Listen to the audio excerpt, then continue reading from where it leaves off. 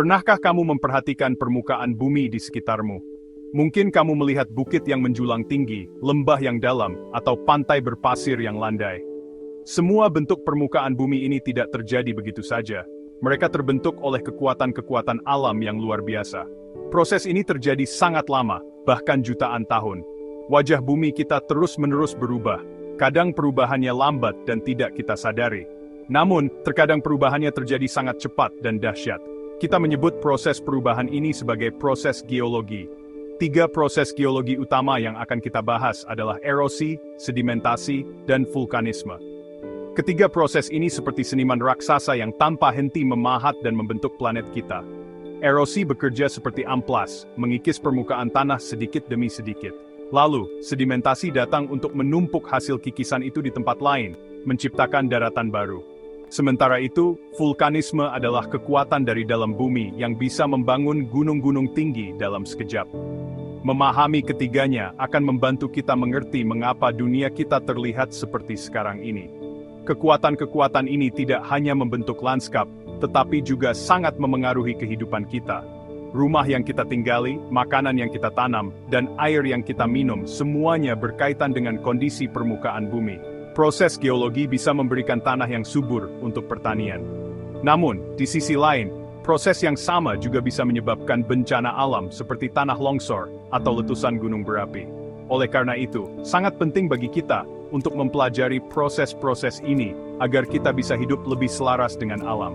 Dalam cerita kali ini, kita akan melakukan perjalanan untuk mengungkap misteri di balik setiap proses tersebut. Kita akan melihat bagaimana air dan angin bisa mengikis bebatuan yang keras. Kita akan menemukan bagaimana endapan lumpur bisa membentuk delta sungai yang subur. Kita juga akan mengintip kekuatan api yang tersembunyi di bawah kaki kita. Mari kita mulai petualangan kita untuk mengenal lebih dekat kekuatan-kekuatan yang membentuk rumah kita, planet bumi, dan bagaimana kita sebagai manusia bisa beradaptasi dengannya. Sekarang, mari kita bahas proses pertama, yaitu erosi. Bayangkan kamu menuangkan air ke atas gundukan pasir. Apa yang terjadi? Pasir itu akan terbawa oleh aliran air. Nah, erosi adalah proses pengikisan dan pemindahan material permukaan bumi, seperti tanah, batuan, atau pasir. Penyebab utamanya adalah tenaga alam yang bergerak, seperti air yang mengalir, angin yang bertiup kencang, gelombang laut yang mengempas pantai, dan juga gletser atau es yang bergerak. Proses ini terjadi di mana-mana, setiap saat, meskipun seringkali sangat lambat. Penyebab erosi yang paling umum di Indonesia adalah air hujan. Saat hujan deras turun, airnya akan mengalir di permukaan tanah. Aliran air ini membawa serta butiran-butiran tanah. Jika terjadi di lereng yang gundul tanpa pepohonan, erosi akan semakin parah. Akar pohon berfungsi seperti jaring yang menahan tanah agar tidak mudah terbawa air. Tanpa pohon, tanah menjadi longgar dan mudah terkikis. Akibatnya, sungai bisa menjadi keruh karena dipenuhi lumpur, dan tanah pertanian kehilangan lapisan atasnya yang subur. Dampak dari erosi bisa sangat merugikan. Salah satu akibat yang paling sering kita dengar adalah tanah longsor. Ketika tanah di lereng bukit sudah terlalu banyak terkikis, ia menjadi tidak stabil dan bisa runtuh kapan saja, terutama saat hujan lebat. Selain itu, erosi juga menyebabkan pendangkalan sungai. Material tanah yang terbawa air akan mengendap di dasar sungai, membuatnya menjadi lebih dangkal. Akibatnya, saat musim hujan, sungai tidak mampu menampung banyak air dan meluap, menyebabkan banjir di daerah sekitarnya.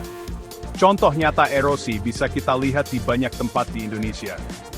Misalnya, erosi pantai atau abrasi yang terjadi di pesisir utara Pulau Jawa. Gelombang laut terus-menerus mengikis daratan, menyebabkan garis pantai mundur, dan banyak permukiman penduduk yang terancam tenggelam. Contoh lainnya adalah erosi tanah di daerah hulu Sungai Citarum, Jawa Barat. Penebangan hutan di kawasan puncak membuat tanah mudah terkikis, dan materialnya terbawa hingga memenuhi Waduk Saguling, mengurangi kapasitasnya. Setelah material tanah dan batuan terkikis oleh erosi, kemanakah perginya material tersebut? Jawabannya membawa kita ke proses kedua, yaitu sedimentasi. Sedimentasi adalah proses pengendapan material yang telah terbawa oleh air, angin, atau es. Ketika tenaga pengangkutnya, misalnya aliran sungai melambat, ia tidak lagi kuat untuk membawa bebannya. Akhirnya, pasir, lumpur dan kerikil yang dibawanya akan dijatuhkan dan diendapkan. Proses ini seperti kebalikan dari erosi. Jika erosi merusak, maka sedimentasi justru membangun. Salah satu contoh sedimentasi yang paling terkenal adalah pembentukan delta di muara sungai. Sungai membawa banyak sekali material dari hulu ke hilir. Ketika sungai mencapai laut atau danau, alirannya melambat drastis. Material yang dibawanya pun mulai mengendap. Selama ribuan tahun, endapan ini akan terus menumpuk dan akhirnya membentuk daratan baru yang menjorok ke laut. Daratan baru inilah yang kita sebut delta. Delta sungai biasanya sangat subur, karena kaya akan nutrisi yang terbawa dari hulu, sehingga cocok untuk pertanian. Contoh nyata proses sedimentasi yang membentuk delta bisa kita temukan di Indonesia, yaitu Delta Mahakam di Kalimantan Timur. Sungai Mahakam membawa jutaan ton sedimen setiap tahunnya dari pedalaman Kalimantan. Sedimen ini kemudian diendapkan di muaranya di Selat Makassar, membentuk sebuah delta yang sangat luas dengan banyak anak sungai yang berkelok-kelok. Daerah delta ini menjadi habitat penting bagi berbagai satwa liar, termasuk pesut mahakam yang langka, dan juga menjadi area pertanian serta pertambakan yang produktif bagi masyarakat sekitar. Namun, sedimentasi tidak selalu membawa dampak baik. Seperti yang sudah dibahas sebelumnya, sedimentasi di dasar sungai atau waduk dapat menyebabkan pendangkalan. Waduk Jatiluhur di Jawa Barat, misalnya, terus mengalami sedimentasi akibat erosi di daerah aliran sungainya. Endapan lumpur ini mengurangi volume air yang bisa ditampung waduk, sehingga mengancam fungsinya untuk irigasi dan pembangkit listrik. Proses pengendapan ini juga bisa terjadi di pelabuhan, membuatnya menjadi dangkal dan menyulitkan kapal-kapal besar untuk bersandar, sehingga perlu dilakukan pengerukan secara berkala. Terakhir, mari kita beralih ke kekuatan yang paling dahsyat, yaitu vulkanisme. Vulkanisme adalah semua peristiwa yang berhubungan dengan keluarnya magma dari dalam bumi ke permukaan. Magma adalah batuan cair pijar yang sangat panas yang berada di bawah kerak bumi. Ketika magma ini berhasil mencapai permukaan, kita menyebutnya lava. Peristiwa keluarnya magma ini kita kenal sebagai letusan gunung berapi. Indonesia terletak di cincin api Pasifik, sehingga memiliki lebih dari 120 gunung berapi aktif, paling banyak di dunia. Letusan gunung berapi bisa sangat merusak. Awan panas, atau wedhus gembel, yang meluncur dengan kecepatan tinggi bisa menghancurkan apa saja yang dilewatinya. Aliran lava pijar akan membakar hutan dan permukiman. Hujan abu vulkanik bisa menyelimuti daerah yang sangat luas, mengganggu pernapasan, merusak mesin, dan melumpuhkan penerbangan. Selain itu, letusan gunung berapi juga bisa memicu bencana lain seperti lahar dingin, yaitu banjir bandang yang membawa material vulkanik saat hujan deras turun di lereng gunung. Namun, di balik sifatnya yang merusak, vulkanisme juga membawa berkah jangka panjang yang luar biasa bagi kehidupan. Material vulkanik yang dikeluarkan saat letusan, seperti abu dan pasir, ternyata sangat kaya akan mineral. Ketika material ini lapuk dan bercampur dengan tanah, ia akan menciptakan tanah yang sangat subur. Inilah sebabnya mengapa daerah di sekitar gunung berapi, seperti di Pulau Jawa dan Bali, menjadi pusat pertanian yang sangat produktif.